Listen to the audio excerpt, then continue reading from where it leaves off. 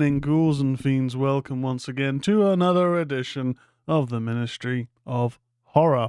I'm your host, as per always, Tez, over here on twitch.tv/tezzius, T-E-Z-Z-I-U-S. Welcome, if you're joining me live. Welcome. If you're catching up on podcast platforms, hello in the future. I hope you're doing well. We got a first-time chat. Alexa Nelson. Hey, how are you? All good. Thank you very much for joining the chat. Welcome to the show for the first time. Let's just have a little bit of a catch-up. So the last show we did was the Insidious show. And you know what? I have already remembered that I haven't pulled some information. So basically, before I start a show, I tend to, kind of pull a couple of JPEGs for the review section and for the main event section. And it is literally completely crept away from my mind to even think that in the review section, I haven't only watched one film this week. I watched two. Last week, I watched another film, and I haven't pulled an image for that. So I might just, I'm going to try and ad-lib fill some time while I Google that image and try and add it in retrospectively when we get to the review section. But, and this may be a bit of a clue as to what that is. Last show, 2 weeks ago, we had a discussion about the Insidious film series. I hope everyone enjoyed that, whether you're a fan of the Insidious films or whether you're not. And we may return to the James Wan Lee Whannell averse to do the Conjuring films at some point in the future. But so far, we've done Saw and now Insidious, so we can leave that for the time being. But if you may not have guessed it already, one of the films I saw that I have forgotten to pull an image for that I'll be reviewing is Insidious: The Red Door. We'll be reviewing that a little bit later on. We also have a review of another film called Quicksand. We'll get to that a bit later on. And after we've done some news, we've done those reviews, we'll then get to the main discussion of the show. Now, Gruff had selected a couple of weeks back for the next kind of franchise deep dive, the Poltergeist film series. So we are going to be having a look at the Poltergeist trilogy. Now, I'm going to preface it now. We're not going to talk really much at all about the TV series because I've never seen an episode of the TV series. We'll mention that obviously there was a TV series. We also won't talk about the reboot. Now, I had every intention of talking about the reboot. I had every intention of watching the reboot this week because I've never seen it. The reason I never saw it is because it had terrible reviews at the time of release. But as seems to be the habit for me, I've discussed before on the show that it's typical that when I actually want to watch a film which has been available on streaming platforms for a long time, when it comes to the time for me to actually want to watch it, it's no longer there. Now, the Poltergeist remake has been on Sky for ages. It's been on Prime before. It's been on Netflix before. It's been on Shudder. Paramount Plus, I think, potentially as well. But now that I actually want to watch it, or this week I've wanted to try and cram in some time to watch it, not available. So I just haven't been able to watch. And I thought, the reviews are quite bad. I'm not going to pay like £4 or £5 to watch a film which doesn't have good feedback at all. So we're not going to be talking much about the remake. I've never seen it, so I really can't discuss much about it. It would be a bit false, for me to divulge details on that film when I have no perspective on it. So in the chat, we've got Alexa Nelson SP, first time chat, first time viewer, or first time chatter at least. Thank you very much for joining the chat. The Gruff's in the chat. Hey Gruff, how's it going, dude? I hope you are doing well. I hope you've had a good couple of weeks. We've rewatched the first three films since the last show. Oh, first three films of Insidious. Awesome. Hope you enjoyed that, dude. Evening horror fan, says Vix MUK. Hey Vix, how's it going? How you doing? You doing good? Just the chat is popping off. Hey guys, I hope you all having fun. Alexa Nelson SP, I have a suggestion for you. Oh, what's that? What's that? The Gruff, I saw the remake when it was first released, but that's it. Don't remember thinking it was bad, but wasn't good either. Vix, I've actually been really poorly, Gruff, but I'm sure chilling out and watching the podcast will do me good. Oh, that's good. You know, obviously, I know you've not been feeling very well, but hopefully, the next couple of hours will help with some good time vibes. Yeah. Fran the Can's in the chat. Hey, Fran. All good. Hope you're well. I hope you've been having a good couple of weeks and been kicking it old school, keeping it real, as they say. But yeah, in terms of like horror, I mean, I've been kind of continuing my rewatch deep dive of Criminal Minds. Man, I love it, but there's a lot of episodes. Like, I think I'm on season 7. I'm on the season that introduced Jeanette Triplehorn to the team. And she's not as bad as I remember. I think I remember not really liking her, but I have a feeling that is because she is also on a show called Silicon Valley, and I found her really annoying in Silicon Valley. Just, I don't know what it was, but the character portrayal or the character itself, whatever, didn't like at all. Nuh-uh. Not a fan. So, yeah, now that she's kind of been introduced into the series, I want to say season 7. Yeah, she's all right, actually. She's all right. And I've also recently had the episode which had Buffy's sister in it as the stalker. Very tragic episode. Michelle Trachtenberg, I think that's her name. Yeah, very, very tragic episode, but very, very good. Very good. I know sometimes some fans kind of felt the series dropped off around series 3 or 4. Nah. I think it's generally pretty strong throughout. I mean, there's more episodes which err a lot more on the side of kind of silliness or kind of more overt horror than basis in reality. There was one recent in my rewatch, which had Brad Dourif in it. And it's always excellent when he shows up because he's brilliant. But he's making people into like marionettes, so it's very cool from a creepy horror perspective. But from a based in reality police procedural, it's a little bit silly. But it's still kind of entertaining in terms of the stories in that regard. And then Robert Englund has appeared in an episode. I completely forgot that he's been in Criminal Minds. There's been a couple of other instances of like horror names, cinematic horror names, kind of appearing as in different kind of roles. We've had Michael Biehn in there. We've had obviously Tim Curry, we've discussed before in the Criminal Minds episode. So either way, I've been continuing my deep dive of one of my favorite shows. I think doing this rewatch has really solidified that actually it's not just a show that I enjoy. I really do like Criminal Minds, and I will get around to watching the spin-offs again. Because I do remember those were pretty good. They're pretty good. Not as good as the OG show, of course, but they're pretty good. Right. Without further ado, guys, you don't want to hear me ramble on. We're going to get into some, because we're already starting a bit late. I should, kind of preface that. We will have Poochie Cam if the Poochie Cam works. I haven't tested it. I was a bit delayed at getting set up. I had a financial exam this afternoon, which was kind of fine. It was all right. Which means I probably failed, but I'm always my own worst critic. If it seems too easy, then it means I've probably cocked up. But on the way back, my pooch was at my dad's. I picked him up, got in the car, drove for like 2 minutes, then I suddenly heard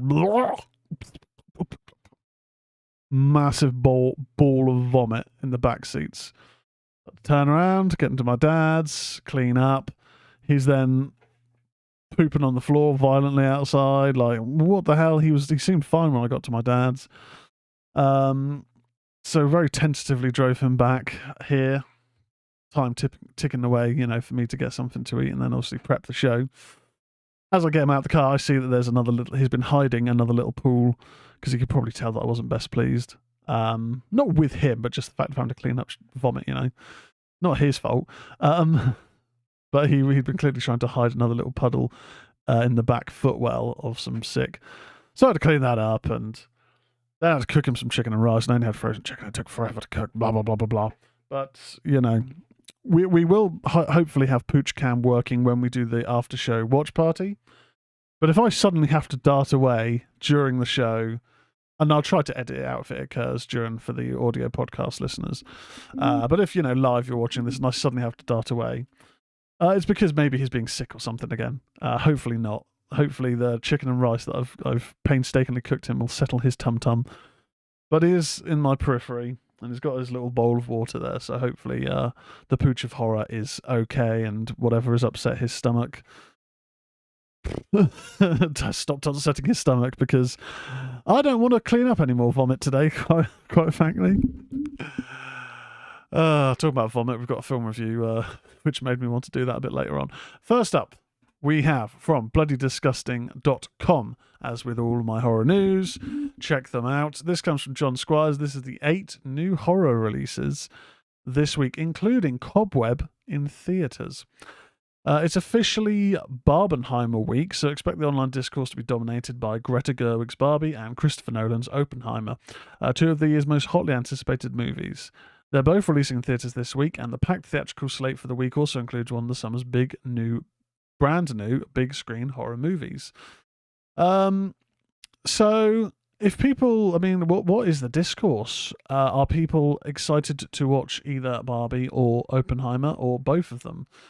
Greta Gerwig's a good director. I can't say I'm going to pay money to go and watch Barbie. But if it's apparently an entertaining film, when it's on a free streaming platform and I have literally nothing to do, then I'll probably give it a watch just to see is it any good? It's got Michael Cera in it, and he's hilarious. Christopher Nolan's Oppenheimer. Now, Christopher Nolan, the cinematic fan in me wants to say I'm a big Christopher Nolan fan, but really that's not actually true. I like The Dark Knight. Batman Begins, I always find it loses my interest. I've tried that film a couple of times. Being a big Batman fan, I don't know what it is, but I always just sort of kind of zonk out a bit. I don't know if it's because I don't know. Something about Batman Begins, I don't think it's bad, but it always kind of loses me a bit. And I do quite enjoy, for its flaws, The Dark Knight Rises. Inception, I think, is brilliant, but I've had no interest in watching Dunkirk, which is probably crazy because it's meant to be very good. Tenet, I didn't think was very good, personally. And Interstellar, this film's visually very incredible. The audio is a bit of a, I know it's made for IMAX, but you got to have a mix for home media, because if you're watching a film and you can't hear what people are saying because the music's so fucking loud, there's something wrong with the mix there. But Tenet I didn't think was very good, and Interstellar visually is incredible, but I found it dull personally. Now bear in mind I'm not a massive fan of 2001 Space Odyssey, which I know is a big inspiration for Christopher Nolan, but the finale of the film, with the reveal of how this woman sees a symbol, sees a message, I just thought was so not coincidental, I'm not sure if the correct terminology is, so convenient. It just seemed like that to me. So I know a lot of people love Interstellar. Visually incredible, but I didn't really care for it. But Oppenheimer, I'm hearing, interesting things about, but yeah, I'm not that. I've got a lot of respect for Christopher Nolan, but I'm not that fussed. So I will watch it when it comes to Sky or Netflix or whatever. But I imagine it's one of those films. I've never been to the IMAX. I imagine it's one of those films that if you're going to watch it in an IMAX. Don't know, never been. So, new horror films. First up, a pair of notorious YouTubers make a killer comeback in Screenbox exclusive Shocky and Morthy Last Big Thing. Okay, which is now streaming on Screenbox. The Czech film balances laughs and thrills like Tucker and Dale vs. Evil while channeling the absurdity of Dumb and Dumber with a modern twist. In the film, Shocky and Morthy are best friends and successful YouTubers, but their fame is slowly beginning to fade. While Morthy would like to quit, Shocky comes up with ideas for making their videos more interesting and bloodier. In the end, they set out for one last big thing that will save their YouTube channel and their disintegrating friendship. Yeah, no, there's the trailer. Can't say that appeals to me much, personally. Okay. Next up, also available today, the New Year's Eve themed slasher movie Time's Up was released on VOD outlets, coming courtesy of director Elsie Holt and Dark Sky Films. Damien Maffei of The Strangers Pray at Night and Haunt. I thought Haunt was brilliant. Hannah Fearman of VHS and Siren. Elsie Holt, Your Next VHS 2. Kamara Cole of Balboa Boulevard. Kate A. Kiddo from On Location. Felicia Rose, Sleepaway Camp. Jonathan Tiersten of Sleepaway Camp. Dave Sheridan of Scary Movie and The Devil's Rejects. Think I know which one he is, and Cheney Morrow of Wrong Turn Star. That's pretty stacked cast for horror names, really. On New Year's Eve, a group of teachers at an idyllic Maine high school find themselves stalked by an assailant bent on revealing their darkest secrets. By midnight, heads will roll. Okay, I mean, there's a trailer. Haven't seen the trailer yet. The pedigree in that alone sounds pretty intriguing. And the mask for the killer looks pretty fun, actually. It's this like old man mask with like a massive white Amish sort of beard and a tuft of white hair at the top, and then darkened eyes. Yeah, Time's Up. I'm in for. Let's have a quick look on Amazon because it says it's out now. It says it is available. No doubt we don't have it here in the UK because why would we? Time's Up. Prime Video. No, that looks like a rom-com from 2021. So I'm going to say no, we don't have it here. Next up, the final new release for Tuesday this week, so this is the week's releases, is What the Waters Left Behind, Scars. Directed by Nicholas Onetti. It's a sequel to the 2017 film What the Waters Left Behind. The plot for the brand new sequel centers on an Anglo-American indie rock band that winds up stranded in Epicuan, where their internal conflicts and the bad luck of their tour quickly lose importance before the hell that awaits them. Shooting of What the Waters Left Behind, Scars, took place in the atmospheric village of Epicuan, Argentina, the tourist resort near Buenos Aires that sat underwater for 25 years after a dam broke in 1985. The waters then receded several years ago and the ruins of Epicuan emerged, exposing a bleak and deserted landscape. The residents never returned. After 25 years, why would you? Next up on the docket, we have discussed the trailer for this a little while ago. This looks pretty interesting.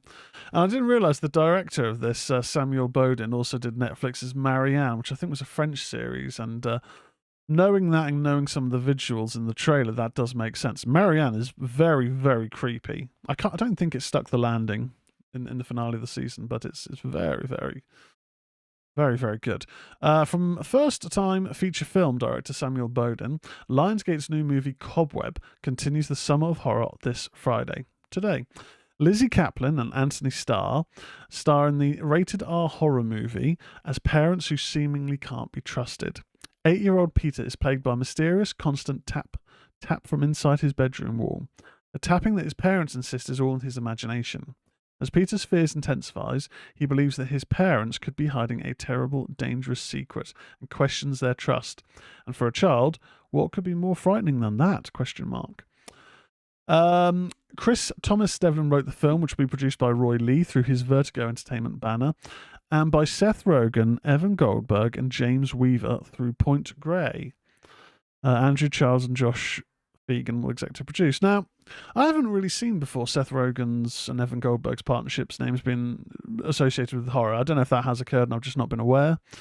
But there does seem to be this kind of overlap more prominently in recent years from a production point of view between comedy names and horror. We've obviously seen David Gordon Green and Danny McBride with the Halloween sequels. Danny McBride also been involved in an Alien film not so long ago, Alien Covenant, and not so much comedy, but Elijah Wood, who previously hadn't really had much association with horror prior to doing like Maniac, or I suppose you could include Sin City in that.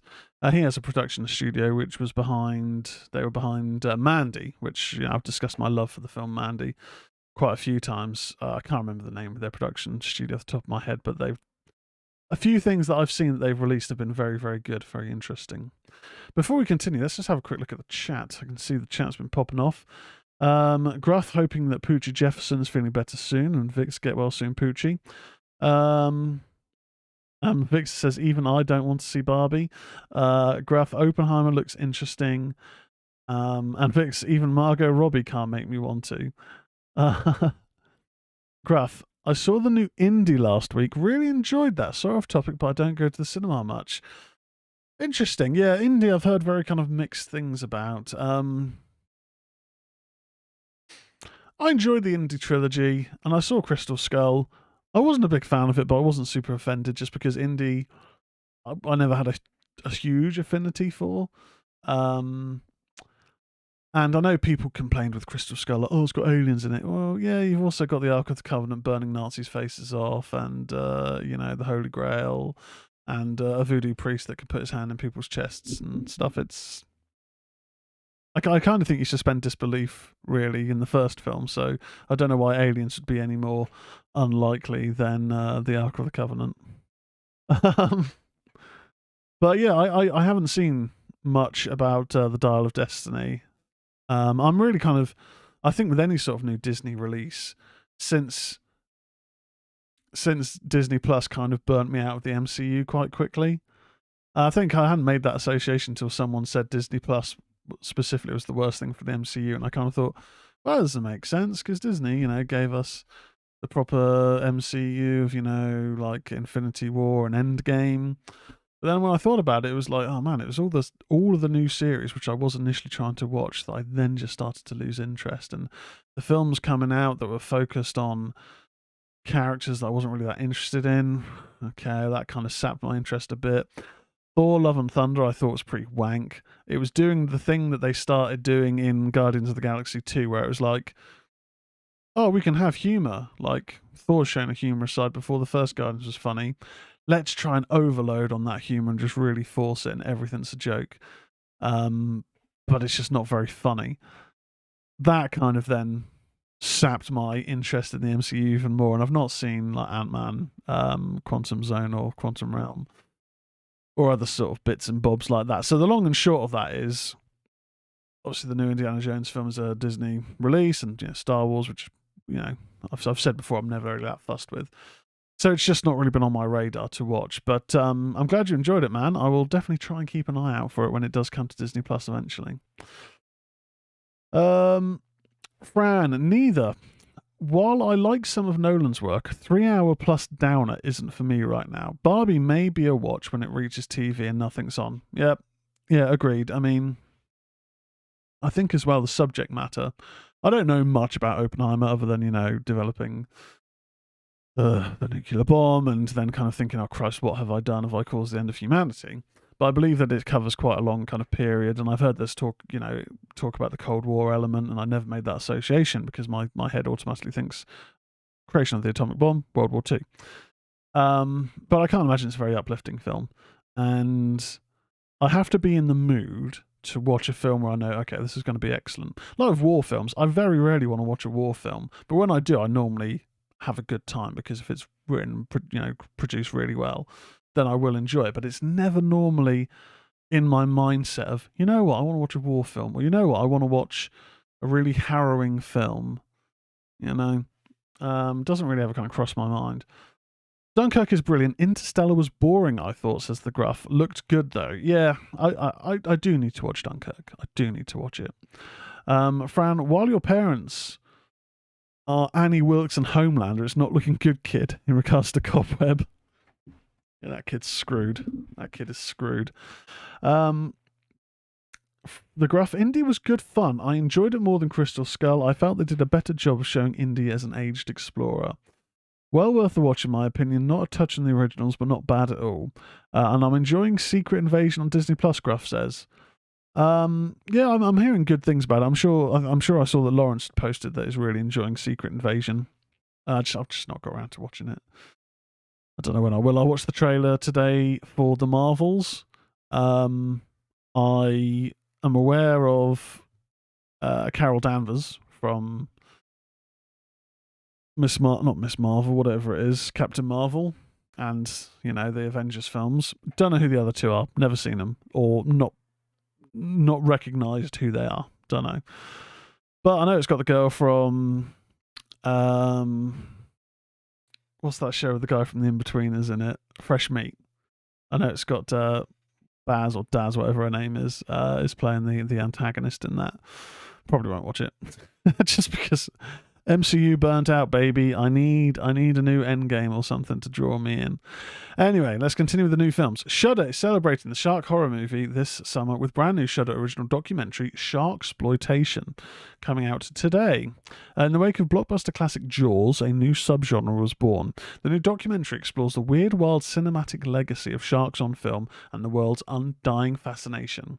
The film features multiple interviews, including of Roger Corman, producer of Sharktopolis and Dino Shark, Joe Dante, who directed Corman's Piranha, Carl Gottlieb, writer of Jaws 1, 2, and 3, Johannes Roberts, director of 47 Meters Down, and Mario von Peebles, who starred in Jaws the Revenge, along with marine and environmental conservation activist Wendy Benchley, who was married to late Jaws author Peter Benchley.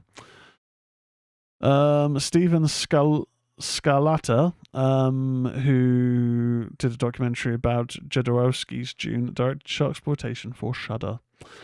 Now, we talked about this next release maybe on the last show, I think, maybe the show prior. But Fathom Events, Raven Banner Releasing, and Swissploitation Films have just presented the theatrical premiere of the modern grindhouse epic Mad Heidi, which came to theatres nationwide for a special one-night-only engagement on Wednesday, June 21st, right, a month ago.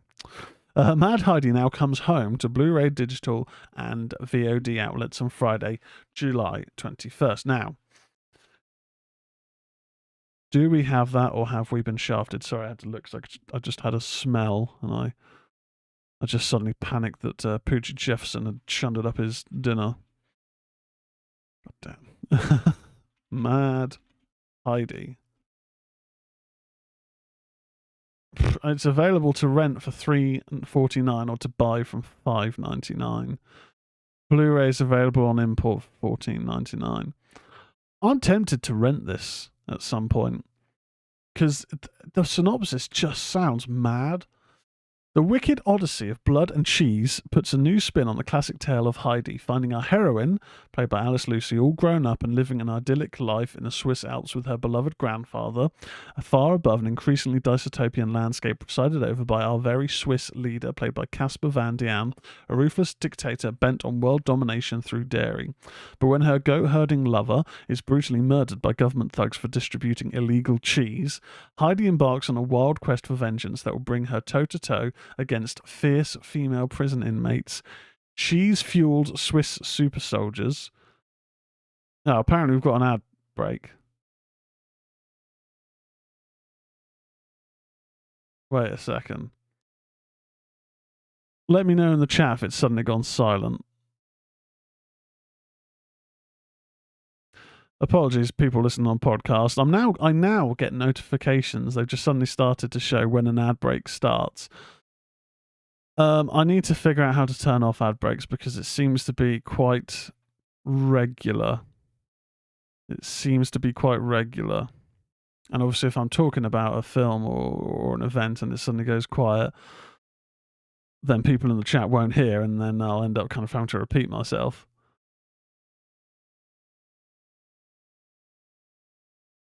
Oh, thank you, Vix, for the subscription. Just seen that. Thank you very much. And Gruff obviously is also subscribed. Can't tell anymore as I can't tell, unfortunately, as I subscribe, lol. Okay. Yeah, I will at some point figure out how to turn off ad breaks. Because it's not like it even generates any fucking revenue. I haven't seen any money from Twitch ever. Not a penny. But when her goat-herding lover is brutally murdered by government thugs for distributing illegal cheese, Heidi embarks on a wild quest for vengeance that will bring her toe-to-toe against fierce female prison inmates, cheese-fueled Swiss super soldiers, ninja nuns, and more as she fights to take down the tyrannical regime and restore freedom to Switzerland. I've got to watch that. It sounds fucking mental. Absolutely. Fran, that sounds like one for Vix. Oh, what, Mad Heidi? Oh, no, Sharksploitation. Yeah, Vix, when you visit, I have Shudder, so we can watch that. I subscribe to Shudder for my sins. Mad Heidi, though, definitely got to watch that. Next up, a town knows its secrets. A town knows how to hide them, too. Dwight H. Little, who directed Halloween 4, The Return of Michael Myers, yes boy, Phantom of the Opera from 1989, which I think was the Robert Englund one, which wasn't very good, and an episode of Freddy's Nightmares, is back in the director's chair for Natty Knox, a brand new movie starring horror icons Robert Englund, Bill Moseley, and Danielle Harris. Vertical will release Natty Knox day and date on Friday, July 21st. The film is set on Halloween Eve. A small-town babysitter and the kids she is looking after struggle to survive a serial killer named Abner Honeywell. Charlotte Fontaine Jardine, Thomas Roby, Noan Perez, and Jason James Richter also star. Benjamin Olsen wrote the screenplay for Natty Knox.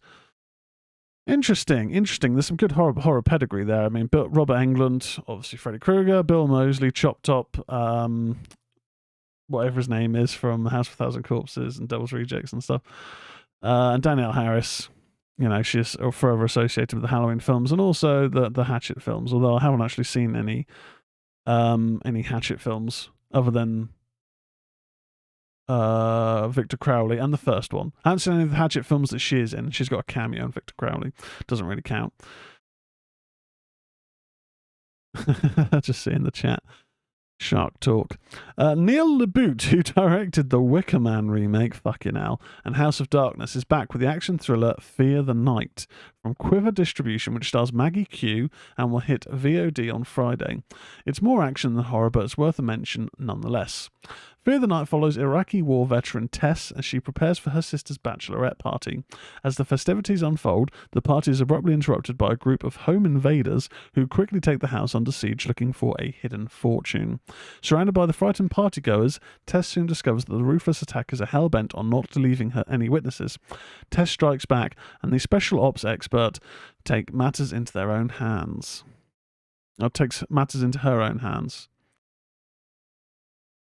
Yeah. Maggie Q's a decent actress. Fine. Cool.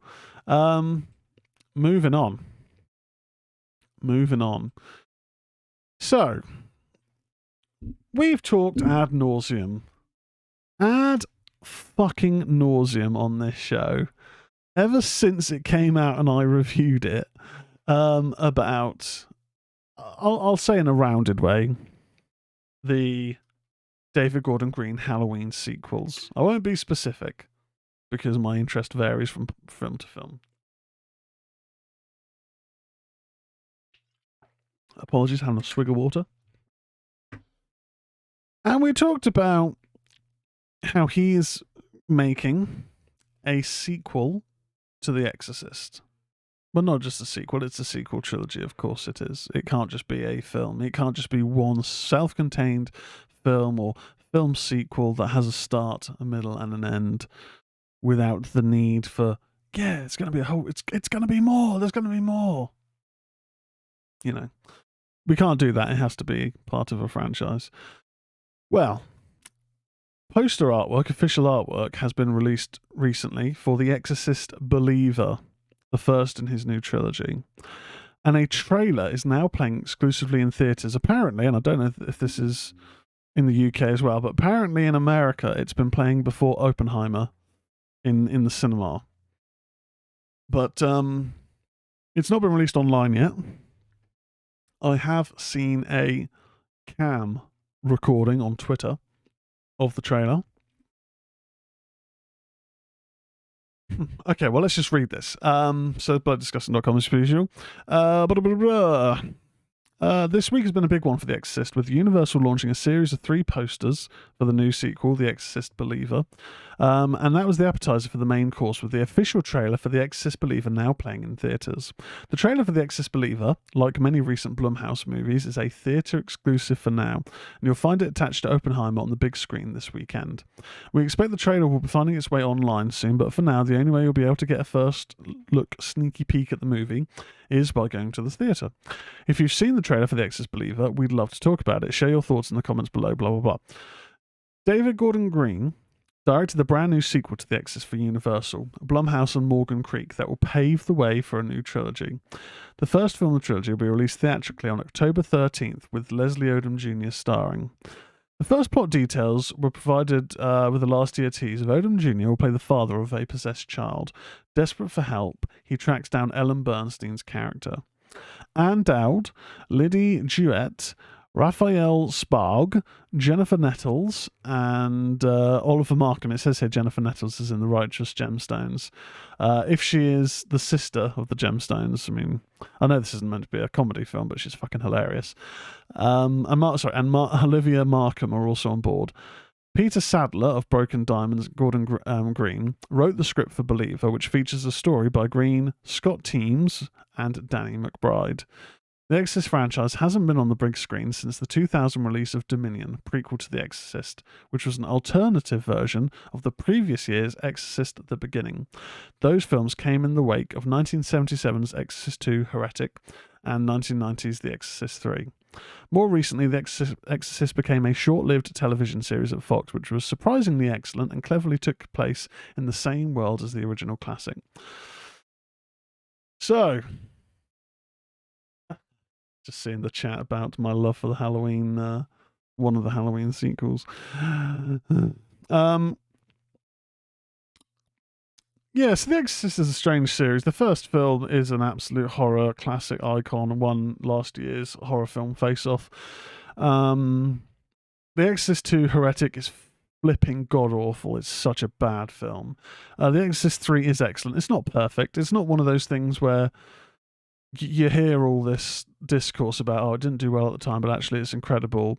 You know, it's got some great jump scare moments in it. It's a decent story, but it's far from perfect. There's a couple of real shonky edit moments, and I'm aware that they had to do a lot of chopping and changing because the studio wanted an exorcism and whatnot, but it's The Exorcist 3 is decent.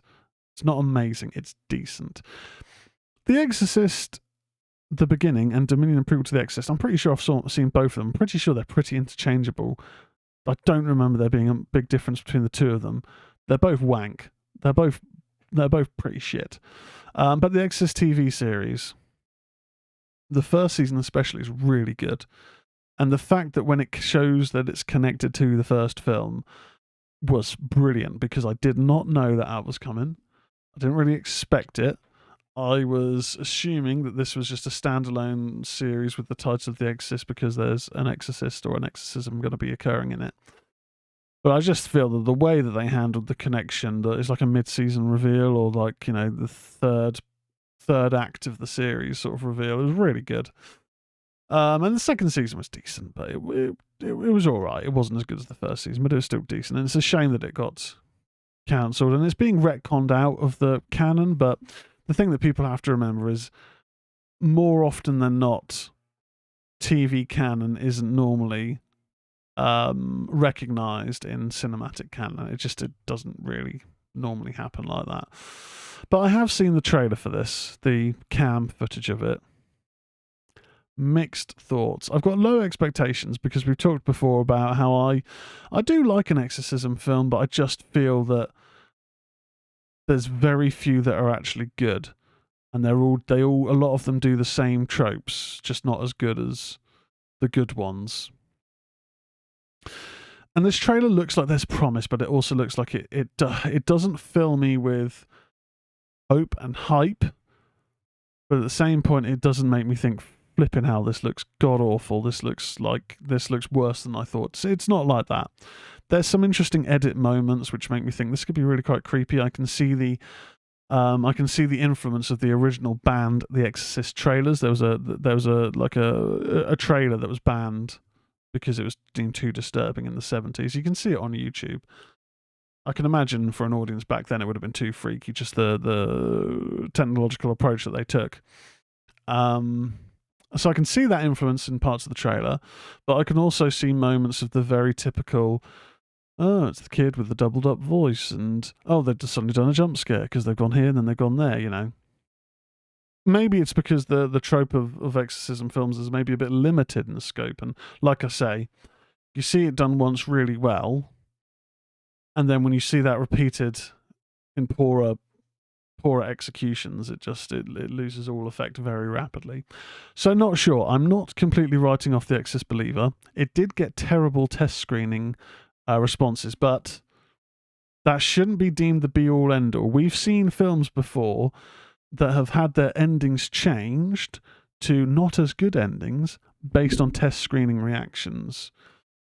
And you kind of think, Jesus Christ, why didn't they go with this original ending? That original ending is so much better. It's because test screenings didn't like it. And you have to also take into consideration the audience for a test screening isn't necessarily going to be the market audience for that film. They're going to be people that have gone, oh, would you like to do a test screen? Would you like to come in off the street and watch this film? They're not necessarily going to be horror fans. They're not necessarily going to be possession type fans. So you do just have to bear that in mind. It doesn't necessarily mean, oh, don't believe any of the negative press from a test screening, because sometimes it can be a bit of an indicator.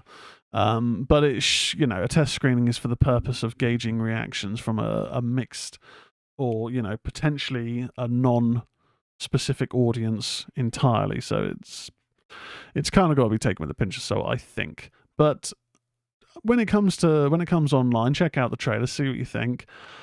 I'm not completely sold, but I'm not completely written off on it. I'll just say that.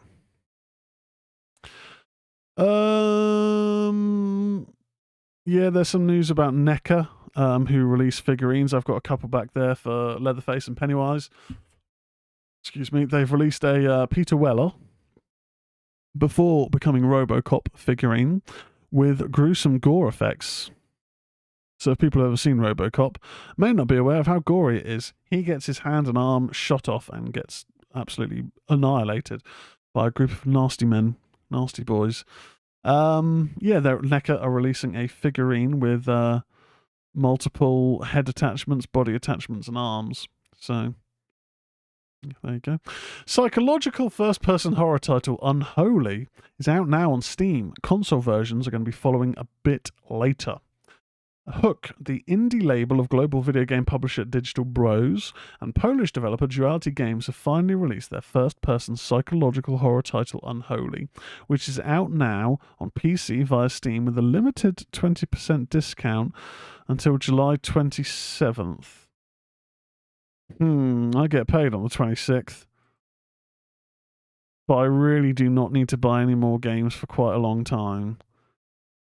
Do like a sale, though. But I'm trying to be good. It's time for the Spring of Eternity excuse me, to unveil its secrets. We're happy to announce that Unholy is now available on Steam, announced the devs. It's been a long journey, and before anything else, we would like to sincerely thank all of you for the amazing support and precious feedback we received from all around the world.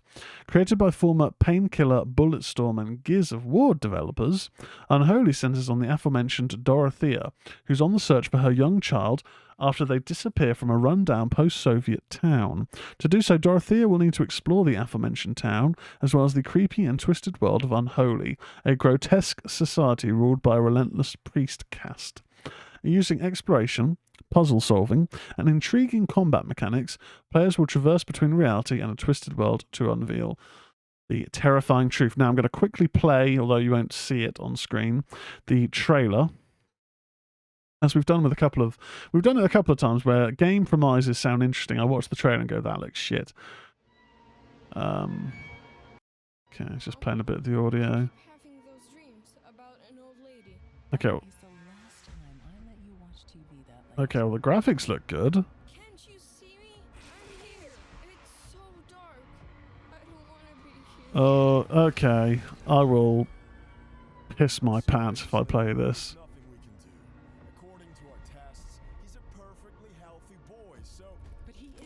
I mean, I guess that might make good content. me being scared, not me pissing myself on stream. Oh, this does look pretty good. Welcome to the spring of eternity, Sister Dorothea and Brother Gabriel. I hope I don't really play games on PC much other than Football Manager. Oh man, this does look creepy. Okay. I'll stop that there. Well, I mean, it's all I'll say is that actually the trailer looks good, a level of good in line with the premise. Not like some of the recent ones where I've gone, that sounds interesting. Watch the trailer, and it's like, what happened to the graphics budget here? Where did it go? So I'm gonna have to keep an eye out for that. I'm gonna have to put a reminder for myself to check the Steam sale next payday, see what Unholy is going for. If it's one of those ones where it's on sale but it's like still £30 plus, then that's £30 I probably shouldn't be spending on any more games, because I've already got Final Fantasy 16 and Final Fantasy 10 and 10-2 on my PlayStation library to play, and that's got to be at least like 3 months worth of gaming, if not more. There's no need to buy any more games. I'm a sucker for a sale though. Cast for FX's Alien TV series includes the Babadook star Essie Davis. In addition to Fede Alvarez's upcoming Alien movie, the Alien franchise is headed to the small screen with a TV series from FX, and Deadline brings us more casting news today. Sydney Chandler of Don't Worry Darling has already been confirmed to star in the Alien TV series. I watched Don't Worry Darling a couple of weeks ago. It was alright. Harry Styles was quite crap in it. I don't know if I necessarily saw the ending coming. It was alright. Florence Pugh's great. Not bad, not great. It looked good. It was a good looking film. And Deadline reports today that Essie Davis of The Babadook is also on board. Additionally, Alex Lawther of The End of the Fucking World, Samuel Blanken of Black Mirror, and Adarsh Gaurav of The White Tiger will star in the upcoming horror series. Deadline also notes this week production began on Wednesday, July 19th at the Studio Park in Thailand, with crew filming scenes that don't include Screen Actor Guild affiliated actors. This, of course, due to the ongoing WGA and SAG AFTRA strikes, wherein writers and actors are asking the studios and streamers for their fair wages they deserve, which is more than fair. The Alien series may premiere sometime next year. Stay tuned. Creator Noah Hawley's take on the Alien franchise has been described as both an extension and reinvention of the films that have come before it, with Ellen Ripley not involved. FX originally noted, expect a scary thrill ride set not too far in the future, here on Earth. At a time when franchises are increasingly beholden to the past, it's nice to hear that the Alien series is moving away not only from existing characters we already know, but also from the familiar setting the Alien films have always taken place in. There's no telling how well any of this is going to work out, of course, but the project immediately feels fresh and different. Last we heard, Ridley Scott is expected to be on board as a producer. Yeah, I mean, I didn't think Covenant was very good, so my expectations on New Alien are low, but it's a franchise that I do love. So I'm always going to keep an eye out for new releases in hopes that they can recapture that old magic that we haven't had since Aliens in 1986. The idea, though, that it's set in the not too far future on Earth just seems a bit odd. Like, it's surely creating a new canon or a multiverse, and I'm fucking sick of multiverses. I'm sick of that. I'm sick of that bullshit. It's not for me. But in Alien, they were an unknown entity, at least to, you would assume, the general populace. You could say that the company, Weyland-Yutani, were aware of the aliens because they knew of this signal, or they were expecting to pass this signal, knowing that there was an entity life form, that the crew are expendable. So, get this entity here. So they're aware of it. But how are we going to do an Alien series set on Earth unless they do the Alien Requiem route, Alien vs Predator Requiem route, where there's an outbreak, but then it all gets nuked, so that's why no one knows about it. Dunno. I'm intrigued. I mean, Fede Alvarez doing a new Alien film, that has more of my attention than an Alien TV series, but if done well, if it's an interesting take, and if it's scary, then I'm all for it. The Gruff. I would love a toxic waste guy figure, Emil from RoboCop. Yeah, I'm pretty sure I've got a t-shirt of Emil on it somewhere.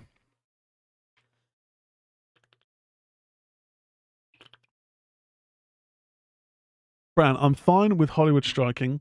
Gives me a chance to catch up on stuff I've missed or never got around to.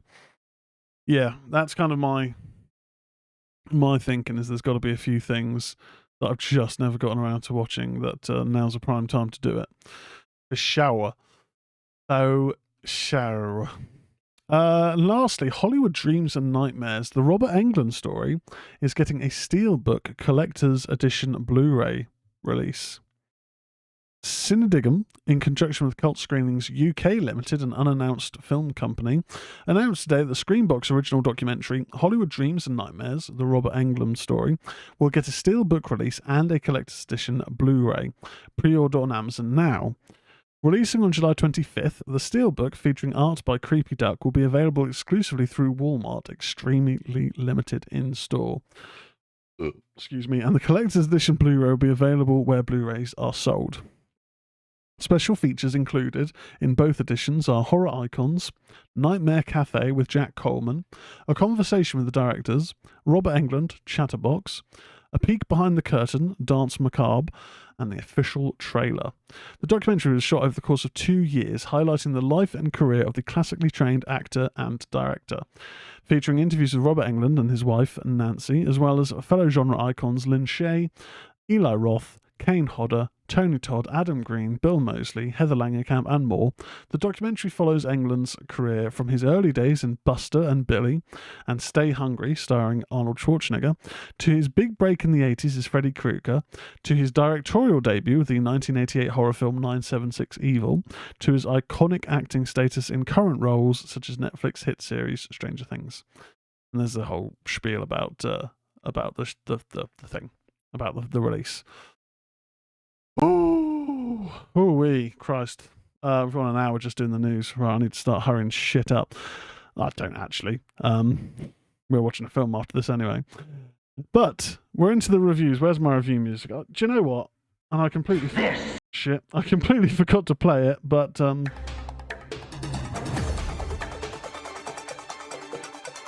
that was the news. That was the news. That was the horror news. That was the news. The news is that. That was what the news was. There we go. Stop that. We're into review territory now.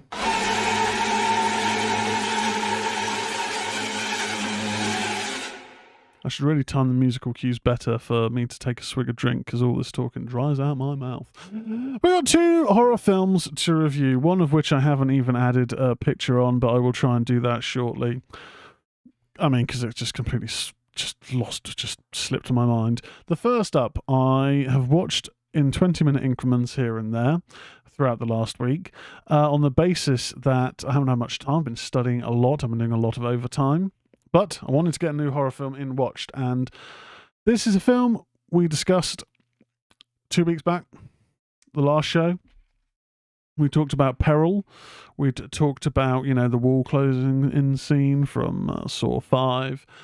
And I'd seen the trailer for this and I thought, oh shit, this looks cool. This looks up my street. It's taken a Peril that we discussed, a week prior, and it's actually got a film about it. How coincidental is that? That's excellent timing. I watched Quicksand. It's shit. It's not very good. The trailer made it look a lot better than it was. Boy howdy, this was a dull snooze fest. I watched it in 20-minute increments. 1, because of time availability, and 2, because Christ, it was a slog, and I needed to stretch my legs and get time away from the screen. It's directed by Andreas Beltram from a script written by Matt Pitts, starring Carolina Gatelan, Alan Horco, and Sebastian Eslava. Although it's predominantly Carolina Gatelan and Alan Horco. follows a married couple almost divorcing who become trapped in quicksand while hiking through a rainforest in Colombia. They will battle the elements of the jungle and must work together in order to survive. I will save you an hour and a half. Couple in the rainforest almost get mugged, so they run for it, and they land in quicksand, or basically squelching mud. The guy gets bitten on the neck by a rattlesnake, and then they're in the quicksand at the same sort of height level for a long time. Other stuff happens. Won't reveal it because that'll be in spoiler territory. But that's the premise, and that's the bulk of the film. So it's another film centered around two actors, two performances, neither of which I think were very good, I'll be honest. Bit harsh, but that's pretty much it. There's an opening scene involving the quicksand, which introduces the quicksand, or introduces the idea that other people have died there because there's a skeleton. And you see the massive snake. It is a big snake. But, yeah, that's your premise, that's your setup, and that's your film. It's dull. The acting is not great. I really struggle with this. This is really... this is... I just seen Vix in the chat. Other stuff happens. I've just died coughing as a result of that one. Christ. It's disappointing because, for me, I had some intrigue in watching this because, you know, quicksand. It's one of those things you hear about as a kid and you think is going to be kind of creepy. Right, I'm going to snooze that ad break. I don't want another bloody ad break. I'm going to need to turn off ad breaks. If I go to settings, channel. God, I don't know. I shouldn't be doing this while I'm doing the show, but it is kind of annoying.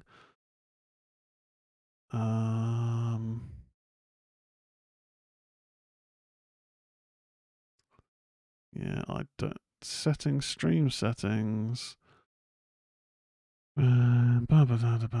Channel. Moderation. No. Affiliate. Right. Okay, ads.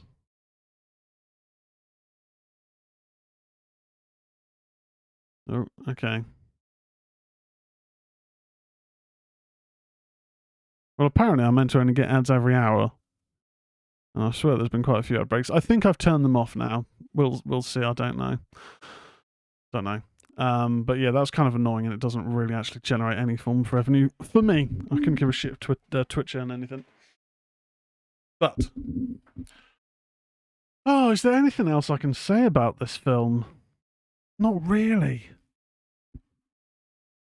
It doesn't even look that good. It's all just the tone. If you're watching this live, there's artwork on the screen, and the color palette used, dark greenish hue, gives a feel of forest, of darkness, nighttime potentially.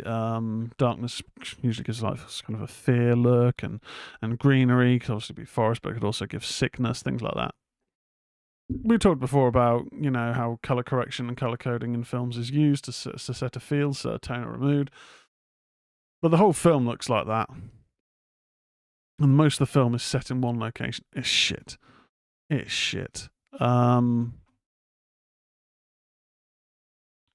giving it a 3 out of 10. Giving it 3 out of 10. I feel that's generous enough. And it's not even like it's a 3 out of 10, like one of those films where you're just like, oh man, I'll give them some props because I can see what they've tried to do. They clearly haven't had any money. It's not like that. This looks like it's a production. It looks like there has been some money involved in this production. Where that went, though, who fucking knows? Bollocks. Absolute piss. Now, on to something that I haven't prepared because I completely forgot about it because I'm a dumbass. And I'm having to then add it on live on stream. Boom. That's pretty seamless. That could have been worse.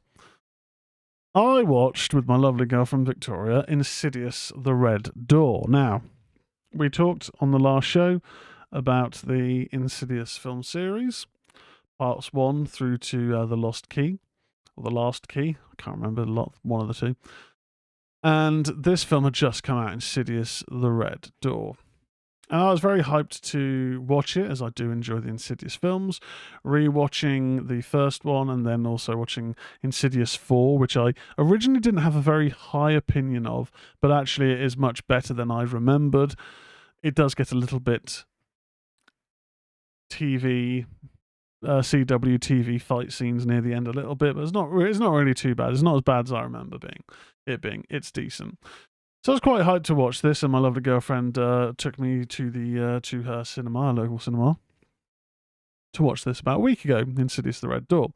Directed by Patrick Wilson, I believe in his directorial debut, based on a story by Lee Winnell and Scott Teems. It's a direct sequel to Insidious Chapter 2, and it's the 5th installment in the Insidious franchise. Original director James Wan serves as a producer, as does Jason Blum through the Blumhouse production banner. Excuse me. Ty Simpkins, Patrick Wilson, Rose Byrne, Andrew Astor, Steve Coulter, Joshua Bishara, Wennell, Angus Sampson, and Lynn Shay reprise their roles from previous films, with Sinclair Daniel and Hayam Abbas also joining the cast. Okay, apparently ads are coming again in 5 minutes. I just turned them off, so apparently not. Something went wrong. Give it a try later. Right, I have no control over ads. Then apologies. So it comes after the release from 2018 of Insidious: The Last Key, which was the most profitable of the Insidious films. We've talked about the beginnings of this, quite a few times in the last show, the Insidious series, so I won't need to go into all of that. Although I will say already, the box office for this looks like it is on course to probably become the most successful, if not up there with Insidious: The Last Key. So, 9 years after his possession, Josh Lambert's memories of his experience in the further have been repressed. This all we get a little bit of a recap of what happened at the end of part 2. He's now divorced from his wife Renee, and his mother Lorraine has recently died. His relationship with his son Dalton has become strained, and he attempts to heal things between them while dropping him off at college, but it just ends in an argument. So you can tell straight off the bat things are kind of strained in the family. Josh just kind of has this lost look, like his memory's failing. Like, could this be early signs of something like Alzheimer's or some other degenerative ailment? And his son Dalton seems like a bit of a moody teenager going off to college. He doesn't really talk. He's got his headphones in. Just, he's kind of very shut off. But there's clearly some sort of tension there for the father leaving the family, or things that they're holding on to. And I guess the thing that you have to remember is, whilst the family's memories were repressed, although I don't believe Renee's were, the family's memories were repressed, the kids and Josh and Dalton, because of what happened at the end of the second film. So in the second film, Josh has been possessed by the woman in black. And the finale of it has him trying to kill his family with a hammer. Obviously, it's not him that's trying to kill his family. That's the sort of thing that you have to kind of remember. But ultimately, it's one thing to know that, look, that wasn't you. You weren't in control. But you're still going to have the memory of the face of that person maniacally coming at you with a hammer in hand with the intention to bludgeon your face in. One of those things where it's kind of understandable that they can't get past that, but at the same point, it's not your fault that occurred because you were possessed. Quite a dichotomy. I don't know. I don't know what the correct term is there. Not a good situation. But the families have their memories repressed of this. Dalton is an art student, and he's been accepted into this prestigious art class. The very sort of revered teacher. And during one of the classes, she does this technique saying, I need you to kind of put away all the things that you're thinking about and shut your mind off and drift further back, counting back from 10. And whether it's from saying about drift further or whatever it was, or something with the techniques, it kind of unlocks something in Dalton and starts making him see the further. For him, this seems to be the first time. He draws pictures of a door. He can't quite understand what this door is or what it means. He doesn't remember anything. And at the same point, Josh, he doesn't remember anything about what happened in the first two films. He doesn't remember any of that period. It seems to be a bit of a gap, and he is struggling with his memory. But he also seems to be getting followed by something or someone. I won't say too much more than that because this is a brand new film. It's out in cinemas. It's a continuation of the series. But all you really need to know going into it is the position of the family at this stage and how things are starting to kind of crumble. For example, when Josh starts to see and hear things which may be coming after him or following him, there is a moment where, after some imploring from a chat with his son, when they have a bit of an argument, he decides to go and get an MRI, and that is one of the creepiest scenes in the film. It comes fairly early on. I will preface that, but if you've seen the trailer, it is in the trailer, and it's a bit more prolonged in the film, and it builds tension much better.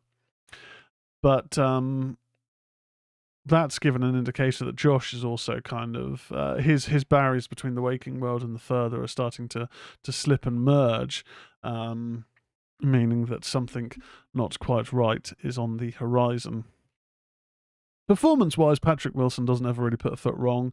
I can't say I've ever seen a bad performance from him. Rose Byrne is kind of shafted a bit in this. She was the strong mother in the first two films, a very central character along with, she was a lead along with Patrick Wilson. She is a side character in this. And I understand that the purpose for that, in that the family have separated and they're not together, so she's not with him on this journey. She does have some key moments in the film, but they are few and far between. She has very much got a reduced role in this film, which is quite unfortunate. But I also understand if the script doesn't have the focus on that character, it's more of a character piece for two other characters, then what can you do without shoehorning people in, It is what it is, but it is a little bit of a shame because she is very good, usually.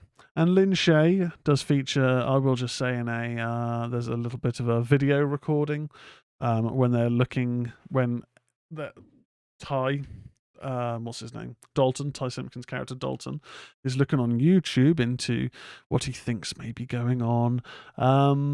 So that's quite nice. We do get some nice little cameos to connect some other characters to the series. But this does have some really good moments. The pacing is quite different to the kind of Insidious patented method for pacing. I don't necessarily know what I mean by that, but the Insidious films all have this tight 90-minute feel, and you kind of... scenes never drag, and I'm not necessarily saying scenes do drag in this, but there certainly was some moments where it kind of felt like, okay, it's kind of a little bit protracted out unnecessarily, it seems. I mean, that being said, it does have some great jump scares, as with all the Insidious films, all the Insidious films do. The appearance of the red-faced demon is in the trailer, so that shouldn't be a shock. Don't expect to find out anything about him. You'll know about as much as you did from the first film, but it is nice to see that creepy demonic image once again. He is ingrained with the Insidious franchise, so yeah, not nice to see him again.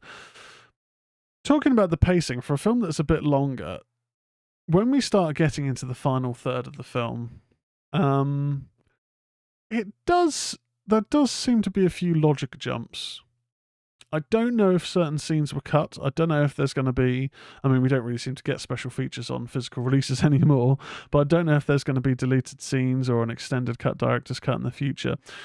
But there just seem to be some logical jumps in the third act of the film in terms of, well, how do they know that? How are they aware that that's currently going on right now? Because that's quite fortuitous that they seem to be aware of that, if that makes sense. I'm being incredibly vague because I don't want to give too much away, but there is that. It does have a decent finale, though, and the progression of the story is good. I had a great time watching it because I always love watching a horror film in the cinema, and yes, watching Victoria basically hide behind her hoodie for a fair few jumpy moments. The nasty person in me always gets some enjoyment about someone being scared watching a film. Obviously, it's not very nice for them, but I can't help but always take a bit of glee in that, which is quite nasty of me. I know, but I appreciate the fact that that she took me to the cinema. You know, thank you very much, Victoria. So, Insidious: The Red Door, whilst I did enjoy the film, it's not the resounding return of the franchise. I mean, all of the films have been very successful. None of them are bad, particularly. I enjoy all of them to varying degrees. But I didn't think this one was brilliant.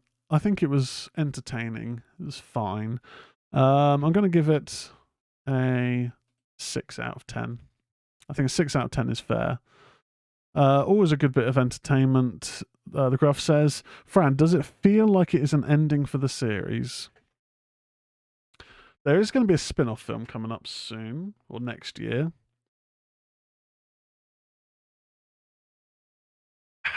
I feel it's an end for their story, for the Lambert family, but then I felt that with the second film. But I do understand that it's an ending for the story at that point in the second film.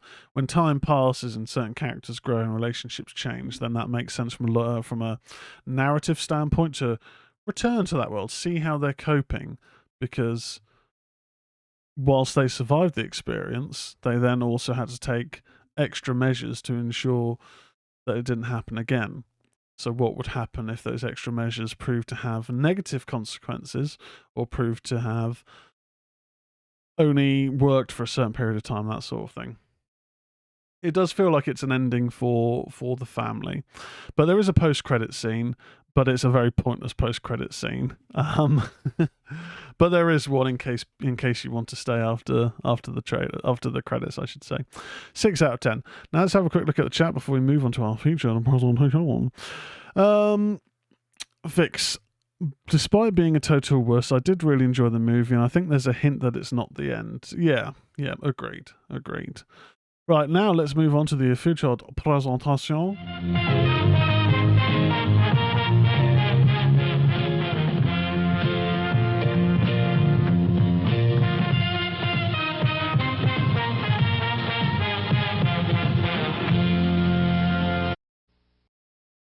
Okie dokie, pig-a-pokey. We're now going to talk about the Poltergeist film franchise, specifically the original trilogy. I haven't seen these 3 films in quite a long time. I'd have liked to have done a rewatch prior to the show, but travel, exams, overtime, work has just made that's not been possible. More so specifically, none of these are available on streaming platforms currently, which is bullshit. Or streaming platforms that I currently have or in my location. Vix, is that photo staying up for the rest of the show? The rest of the Ministry of Horror, obviously when we transition to the watch party, that image will be gone. But yes, for this portion of the show, Vix, that photo will be staying up. It's from the first film, Poltergeist, I should say. So, Poltergeist is an American horror film franchise distributed by Metro-Goldwyn-Mayer, who are owned by Amazon. So why these aren't all on Amazon right now, I don't fucking know. During the 1980s. The original trilogy revolves around the members of the Freeling family, who are stalked and terrorized by a group of ghosts led by a demon known as the Beast. that are attracted to the youngest daughter, Carol Ann. The original film was co-written and produced by Steven Spielberg. The Poltergeist films collected a total of approximately $132 million at the United States box office. Sorry, Bailey just caught my eye. He's chilling out on his back, but he sort of got his head lolled to the side and it sort of pulled his eyes wide open. He looked terrifying. So there was also a revisionist reboot of the series released on May 22nd, 2015, along with a television series. So both the reboot and TV series we won't get into. I've not seen either. But the television series is a spin-off called Poltergeist The Legacy that ran from 1996 to 1999, though it does not have any connection to the films other than the title. Why call it that then? Obviously to get people in. So, Poltergeist TV series. I get it. I get it from a marketing aspect, but it just seems dumb. Excuse me, I haven't drunk anything fizzy. I've just been downing water during the music break. So, but yeah, the series tells the story of the members of a secret society known as the Legacy and their efforts to protect humankind from occult dangers. I mean, it had 4 series. And they were going to do a continuation called The Beginning, but it never materialized. Yep, never saw it. Don't care. So, Poltergeist originated with the first film, 1982's Poltergeist, directed by, famous for the Texas Chainsaw Massacre, Tobe Hooper, and written by Steven Spielberg. Michael Grace and Mark Victor also wrote it from a story by Spielberg. It stars Jo Beth Williams, Craig T. Nelson, and Beatrice Straight, and was produced by Spielberg and Frank Marshall.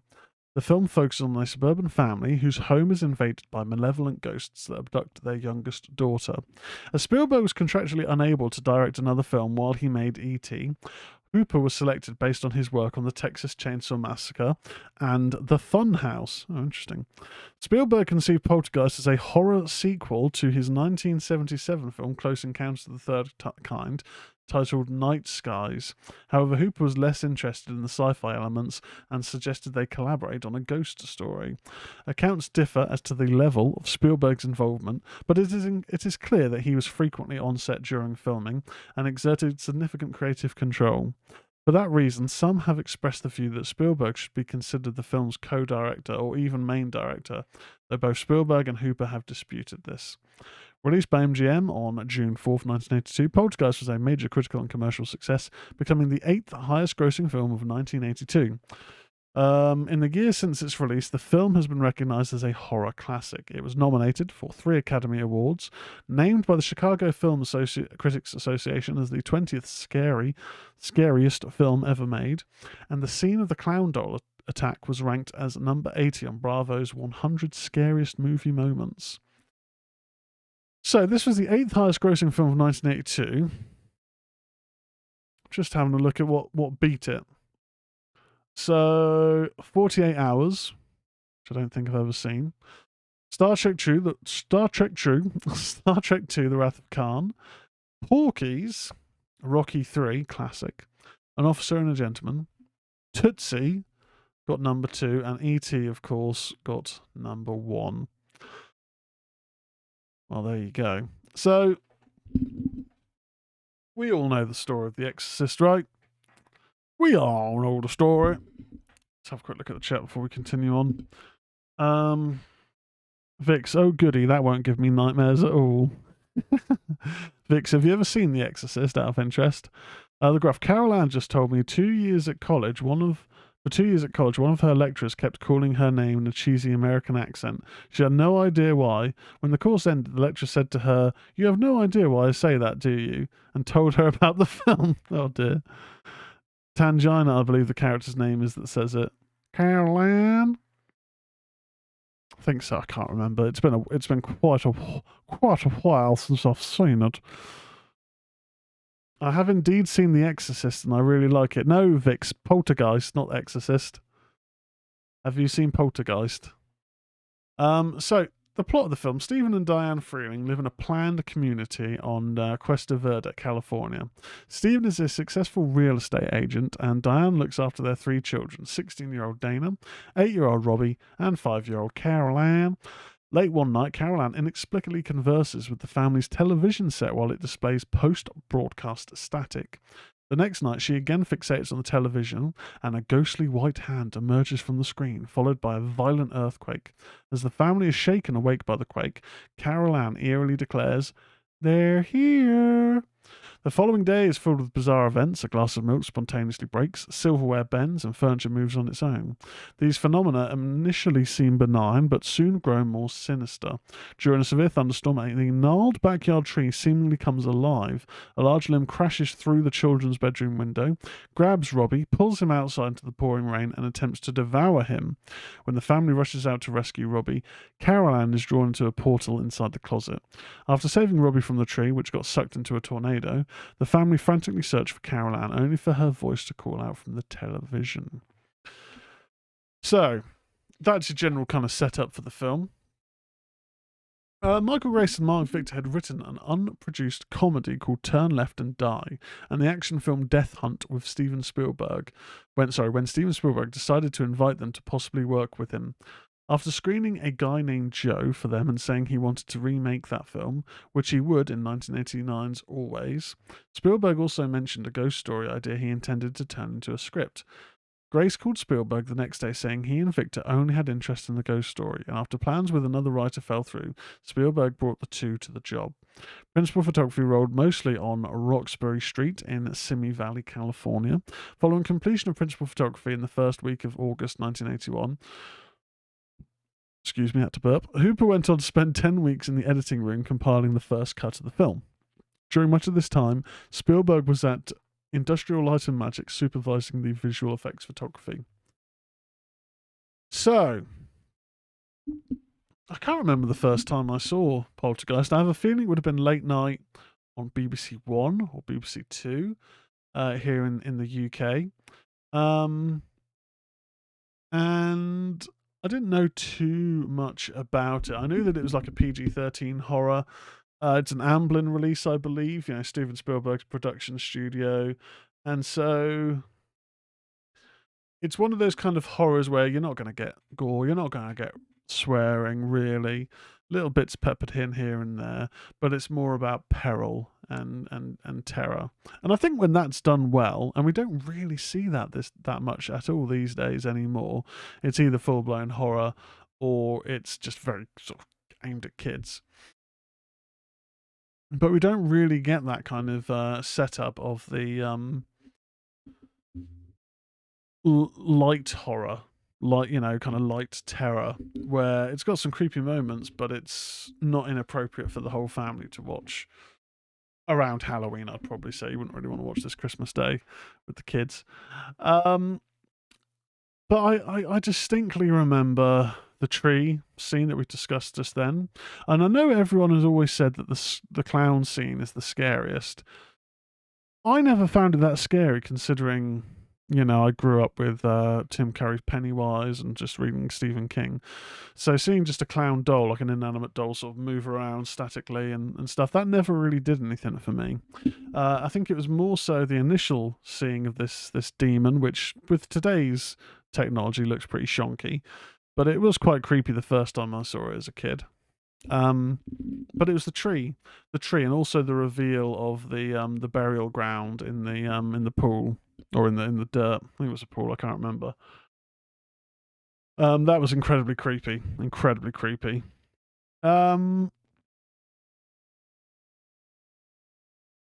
I think they're the main things really that kind of stand out for me for this film. It's very good, but it's not my favourite in the franchise. It probably should be, because it is the best film in the franchise, but it's not my favourite. There's been a lot of discussion. I'm just looking at due to the creativity. We briefly mentioned about people saying it's more of a Steven Spielberg film than a Tobe Hooper film, and I do get that, because if you watch the Texas Chainsaw Massacre and you watch this and you watch this and you watch something like E.T. or or other Spielberg films, then it does feel a lot more Spielberg than Tobe Hooper for sure. But just having a look at the various different reports here. Hooper was asked about the controversy in a 2015 interview with online journal Film Talk and said the rumours originated from a Los Angeles Times article which reported on Spielberg shooting footage on little race cars in front of the house while Hooper was busy elsewhere shooting another scene. From there it became its own legend. That's how I remember it. I was making the movie and later on I heard this stuff after it was finished. I really can't set the record much straighter than that.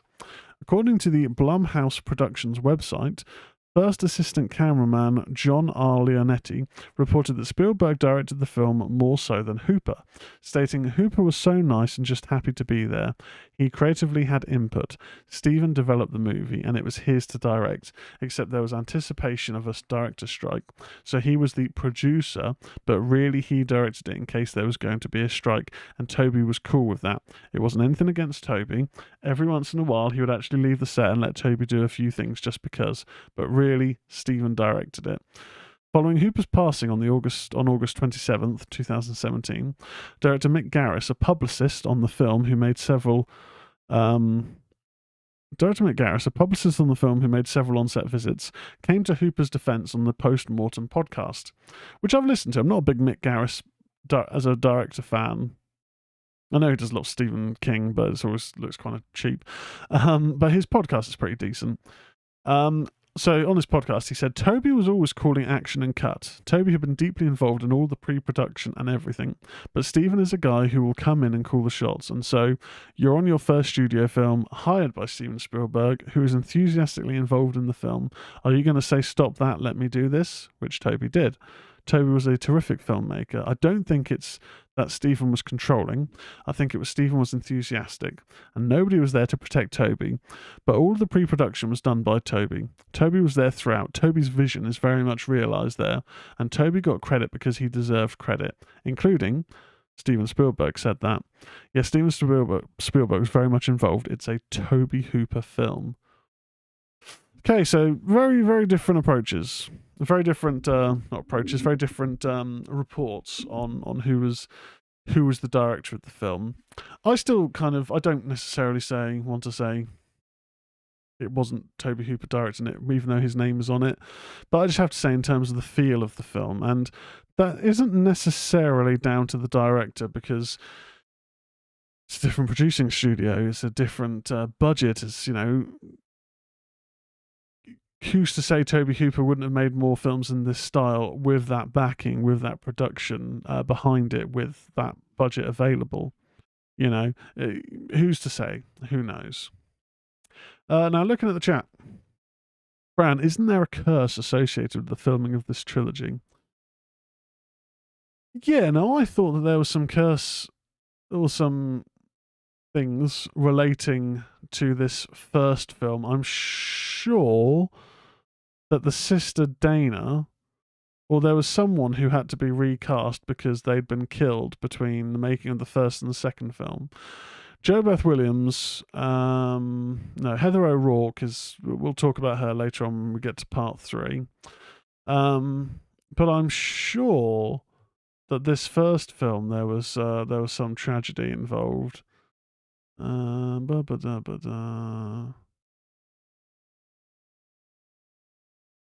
Dominic Dunn. Oh, here we go.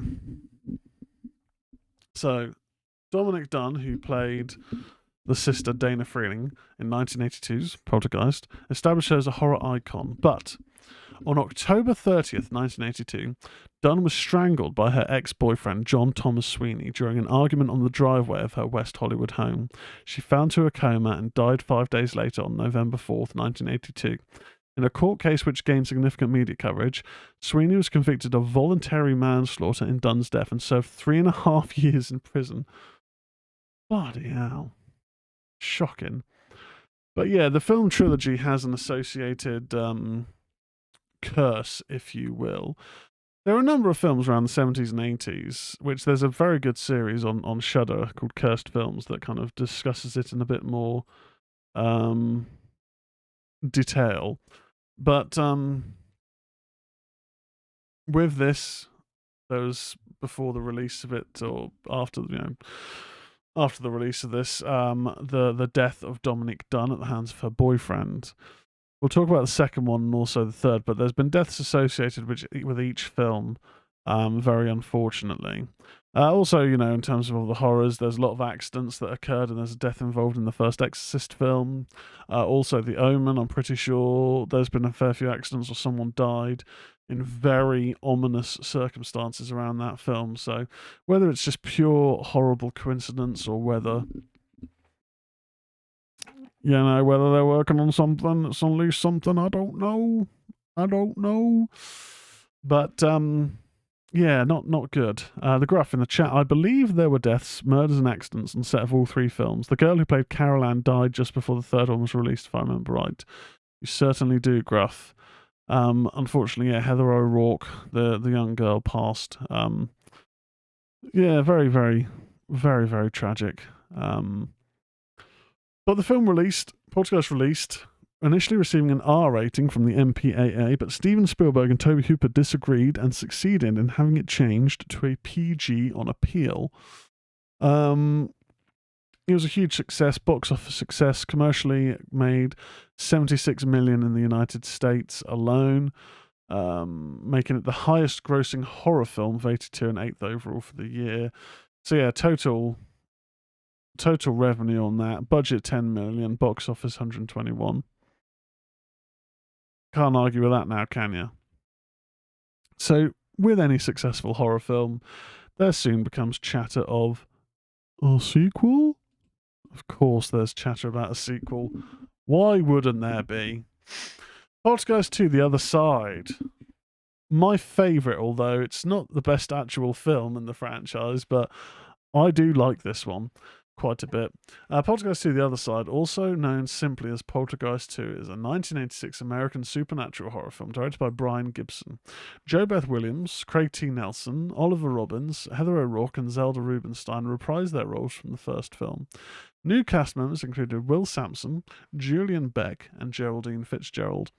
The second entry in the series, and a direct sequel to Poltergeist, it follows the Freeling family, who again find themselves under attack from the supernatural forces led by the Beast, revealed to be the spirit of an insane preacher who led an apocalyptic cult during the 19th century, attempting to claim their daughter. In their efforts to save the daughter, the family finds help in a Native American shaman. Filming took place in California and Arizona in the spring of 85. Most of the original cast members returned, with the exception of Dominique Dunn, who was murdered shortly after the first film's release in 1982. The film marked the final appearance of Julian Beck, who died on September 14th, 1985, as well as the last to be released during Heather O'Rourke's lifetime before her death in February 1988, just 4 months before her final appearance in the third Poltergeist film. Poltergeist 3 was released in July of 86. July of 88, sorry. Surrealist artist H.R. Geiger designed the creatures featured in the film. Released in the spring of 86, Poltergeist 2, The Other Side was a financial success, earning nearly $75 million worldwide. Critical reviews were negative, but the film nevertheless followed its predecessor with a nomination for the Academy Award for Best Visual Effects, as well as 2 Saturn Awards. So following on from the first film, 1 year later after the events, the Cuesta Verde neighbourhood has been turned into an excavation dig centred on the spot where the Freelings' home stood. The excavation leads to the discovery of a cave by a ground crew. Its existence is revealed to psychic Tangina Barrows, who informs her friend Taylor, a Native American shaman. After investigating the cave for herself, Taylor realizes that the spirit of Reverend Henry Kane, an insane preacher whom he has seen in dreams, is after Carol Ann and goes to defend her. The Freeling family has relocated to Phoenix, Arizona, and now lives in a house with Diane's mother, Jess. Grandmother Jess is highly clairvoyant and believes that Diane and Carol Ann possess the same abilities. Jess later dies from natural causes, but not before telling Diane one last time that she'll always be there if she needs her. Taylor shows up as Kane begins his first assault on the home. Unable to get in through the television, as the family has removed all television sets from the house, Kane's minions are forced to find another way in, this time through Carol Ann's toy telephone. The attack fails and the family gets out the house quickly. Taylor introduces himself and convinces them that running would be a waste of time since Kane would only find them again. and they return to the house. Kane shows up at the house one day in human form and demands to be let in, but Steve refuses. Best scene in the film. You don't need special effects and crazy pyrotechnics and ropey looking CGI kind of effects by today's standards. Julian Beck as Reverend Kane, when he first approaches Heather O'Rourke's Carol Ann in this kind of it's not a shopping centre, but it's like a promenade or something. And then later on, when he's then walking by the house and then walks up to the front door, asking to be let inside. Oh my God, that is the stuff of nightmares. If you see that as a kid growing up, instantly stranger danger. You instantly think, oh shit, this is not a good guy. He's got the age of a nice old man that's smiling, but you can tell there's something sinister there. And even though he's not saying anything sinister and he's not technically acting specifically in a sinister way, like doing sinister acts, it's that performance when you're just like, I know that something's not quite right with this guy. And it's very unnerving, and that's probably one of my favourite scenes. Like I say, nothing supernatural really happens there, but it's just pure dread, and I think it's brilliantly done.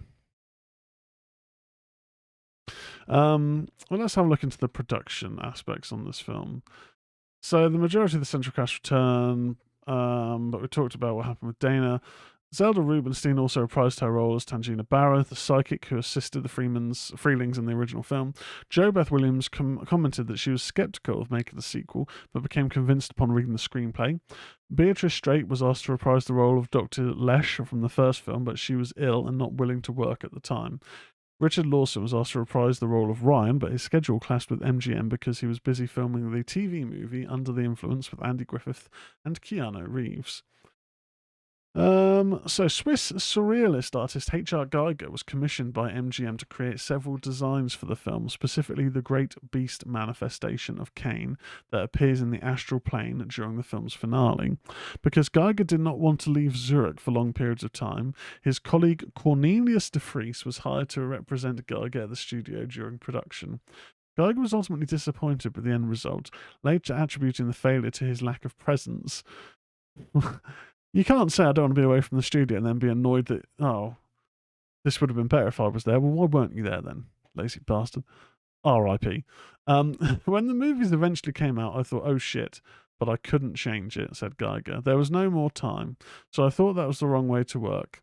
If you work on a film, you have to be there all the time and be always looking at what they're doing, otherwise they'll do what they want. Only 2 of Geiger's designs appear in the final cut of the film. Just keeping an eye on Bailey. I can just see him mooching around. Haven't noticed any sick yet, so fingers crossed. Only 2 of Geiger's designs appear in the final cut of the film, including the Great Beast version of Kane, which I can't really remember, but I don't think it looked very good. Post-production. After actor Julian Beck's death, voice actor Corey Burton was brought in during post-production to loop some of his lines. Yeah, so I mean, reception to the film wasn't good, but I don't care. I thought the film was pretty damn entertaining. Pretty darn entertaining. There was a novelization, Poltergeist 2, The Other Side, written by James Caan and published by Ballantine Books in 1986. The cover features an image similar to the film's poster. The book also better explains many of the unexplained things in the film. The older sister, Dana, is said to be away at college. There is a better establishment of the psychic powers in Carol Ann, Diane, and her grandmother, which is what attracts Kane. The absence of Dr. Lesh is explained. Tangina spent time post the first film exploring the plane between worlds and encountered Kane. She reaches out to Lesh in her dreams, who was drawn in and died, making Tangina's guilt over her failure double.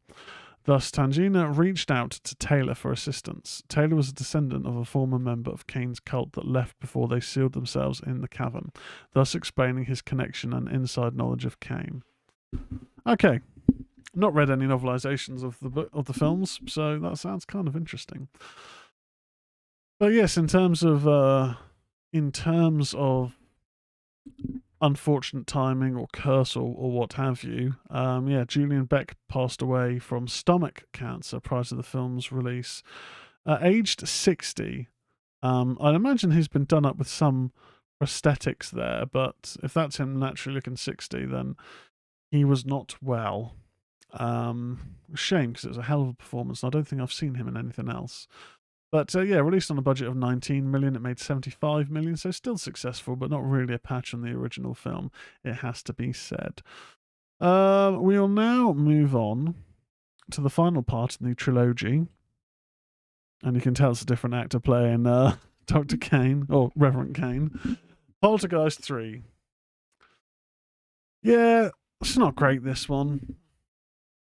It certainly has lost a bit of the heart of the first two films and kind of gone the 80s sequel route of cash in sort of approach. That's how I always felt. I think I've seen it maybe once since I first saw it. Caught this one probably on Sci-Fi in the mid 2000s. No doubt watched all of the horror sequels on Sci-Fi Channel. But it's a 1988 American supernatural horror film, co-written and directed by Gary Sherman and starring Tom Skerritt, Nancy Allen, and Lara Flynn Boyle in her film debut, with Heather O'Rourke and Zelda Rubinstein reprising their roles from the previous films. The third and final entry in the original Poltergeist film series, it follows young Carol Ann Freeling, who is terrorized by malicious spirits while staying in her aunt and uncle's apartment at Chicago's John Hancock Center. Released on June 10th, 1988, the film marked O'Rourke's final performance as she died 4 months before its release at the age of 12. Her death resulted in marketing complications for the film studio MGM, who did not want to exploit the tragedy. The film earned negative reviews from critics and disappointed at the box office, earning $14.1 million against a $9.5 million budget.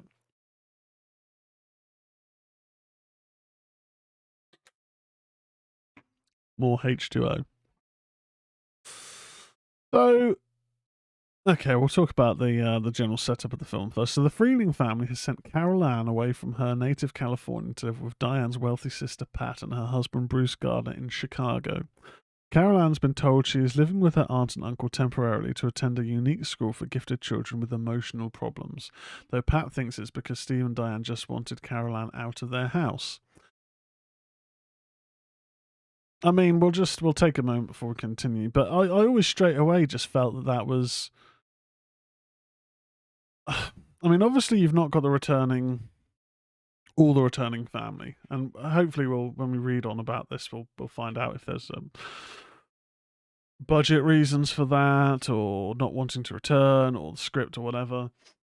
But it did feel, when they said about that, it did kind of feel like, oh, they just not want her in the house because she brings all this supernatural crap along. And I just remember thinking, that just does not seem like the type of parents they were in the first two films, because it was like, you know, they went into another realm to save their daughter. Would you really get to a point where you're just like, oh, I just can't deal with the stress, I just want to put my feet up and watch Brookside, you know, put EastEnders on, have a cuppa without the house getting torn down by supernatural beings? I don't think so. You know, a love for a family member or whatnot is, or should be, unconditional. So it did kind of feel like, I mean, maybe that was just a plot device because they're not returning, the actors aren't returning, but I think there could have been ways to do that without it kind of seeming like, oh, fuck these guys, they're not in it, you know? It came off a bit bad. Pat and Bruce are unaware of the events that the Freeling family had endured in the previous two films, only noting that Steve was involved in a bad land deal. Along with Donna, Bruce's daughter from his previous marriage, they live in the John Hancock Center, of which Bruce is the manager. Excuse me. Carol Ann has been made to discuss her experiences by her teacher psychiatrist, Dr. Seaton, who believes she is delusional. The constant discussion enables the evil spirit of Reverend Henry Kane to locate Carol Ann and bring him back from the limbo he was sent during his previous encounter with her. Kane drains the high-rise of heat and begins appearing in mirrors. Not believing in ghosts, Dr. Seaton has come to the conclusion that Carol Ann is a manipulative child with the ability to perform mass hypnosis, making people believe they are attacked by ghosts. Also during this period, Tangina Barrows realizes that Kane has found Carol Ann and travels cross-country to protect her. That night, Kane takes possession of reflections in mirrors, causing the reflections of people to act independently of their physical counterparts. When Carol Ann is left alone that night, Kane attempts to use the mirrors in her room to capture her, but she escapes with the help of Tangina, who telepathically tells Carol Ann to break the mirror. Yeah.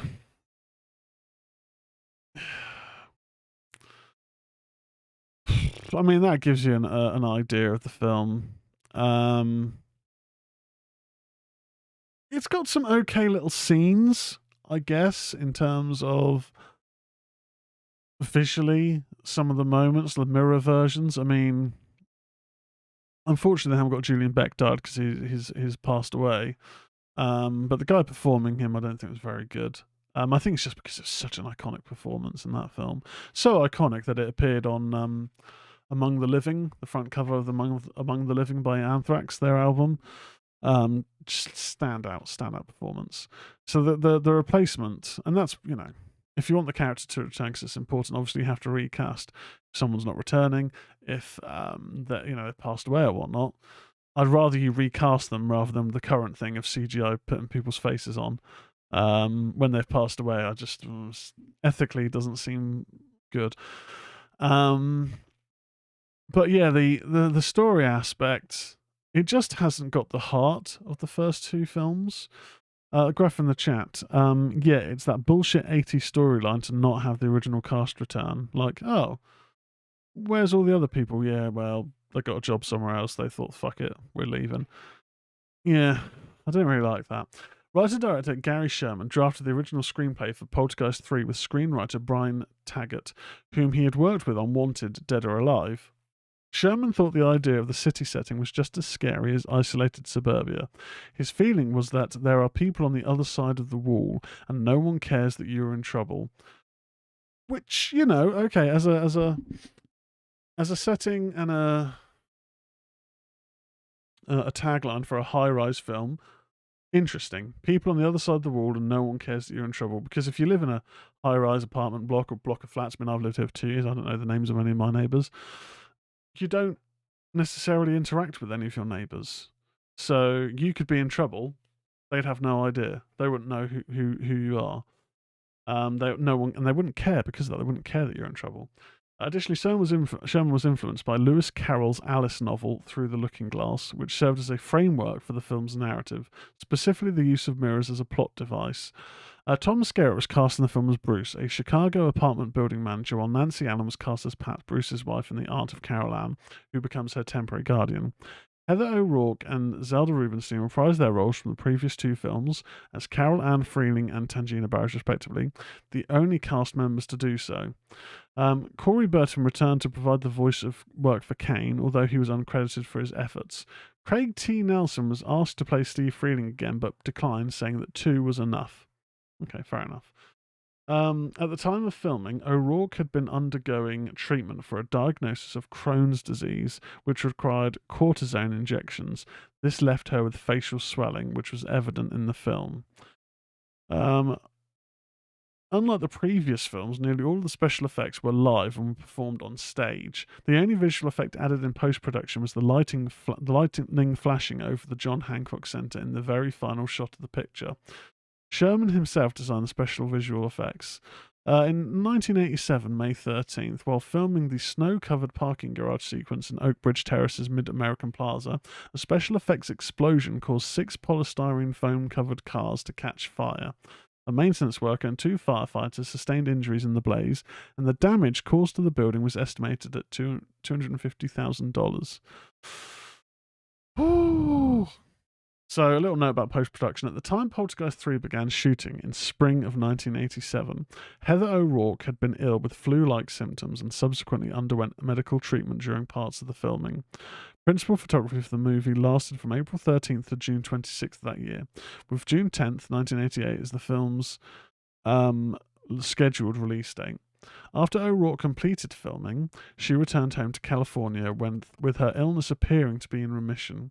In late January of 88, O'Rourke suddenly became ill again, her condition rapidly deteriorated, and she died on February 2nd February the 1st, 1988, barely a month after her 12th birthday, during Poltergeist 3's post-production period.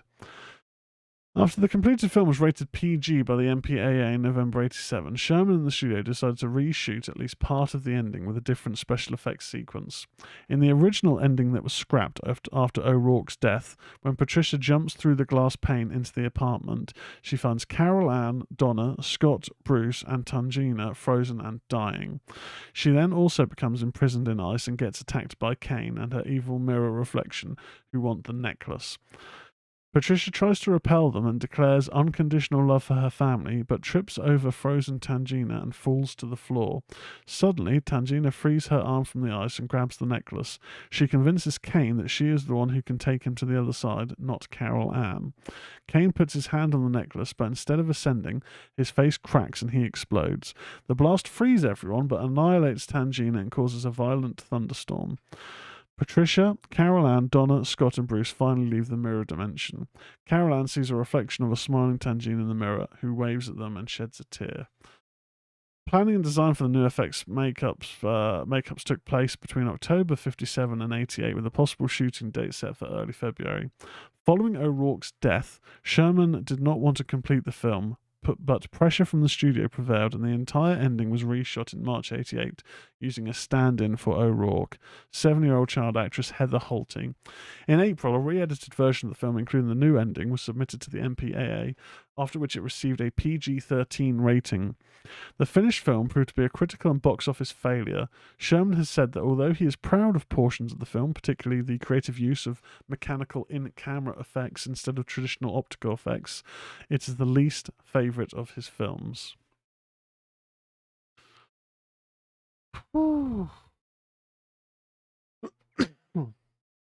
So, I wouldn't mind giving this a rewatch at some point. I wouldn't mind rewatching the trilogy at some point. I'll have to look to see if there's any sort of like box sets, although I've never really actually seen, thinking about it, I don't think I've ever seen like a Poltergeist Blu-ray box set. It's one of those series that I come to think of it, I don't think I've ever really seen any kind of like collector's edition, limited edition, special editions or anything like that, which seems a bit of a missed opportunity. But I suppose they might want to just sort of, focus on the first film, because that's the standout. It's the standout film. You have the law of diminishing returns in the sequels. But I just remember when I watched the third film for the first time, just thinking the story was a real mishmash of ideas, and the execution of it wasn't especially good. Excuse me. Okay, Poltergeist Trilogy. Standard trilogy is £20 on Blu-ray. The 4K release of the first film is £15, which is pretty good. Excuse me.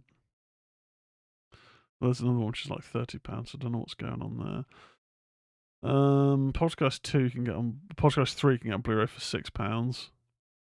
It was like £5 too much. A region-free